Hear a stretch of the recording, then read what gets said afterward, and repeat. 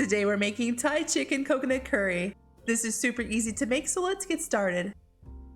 We need 1 pound of chicken breast diced up into small bite-sized pieces. That's about 1.5 chicken breasts. I'm using 3 here as we have an extra guest for dinner. We're gonna set this off to the side real quick while we chop up the rest of our ingredients. We need 1 onion diced up. Tonight I'm using a yellow onion as it's slightly sweeter than a regular white onion. I think a yellow onion will work better for this recipe. We also need 3 to 4 garlic cloves, finely minced or pressed. To a hot pan over medium-high heat, we're going to add in 2 to 3 tablespoons of olive oil. We're also going to toss in a thick pat of butter because everything tastes better with a little bit of butter.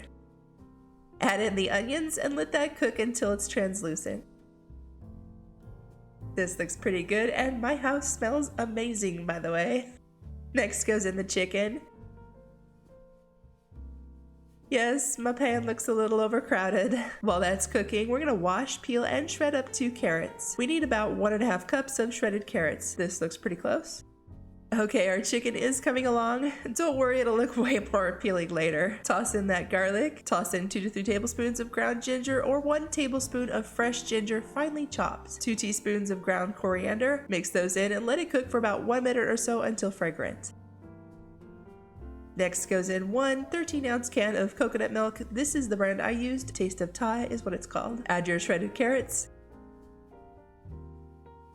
Anywhere from 2 to 3 tablespoons of Thai red curry paste. Half a teaspoon of black pepper. 1 teaspoon of salt. Give that a good mix. I did end up adding in that 1/3 tablespoon of Thai red curry paste. Now we're going to reduce the heat to medium and allow that mixture to gently boil for 5 minutes.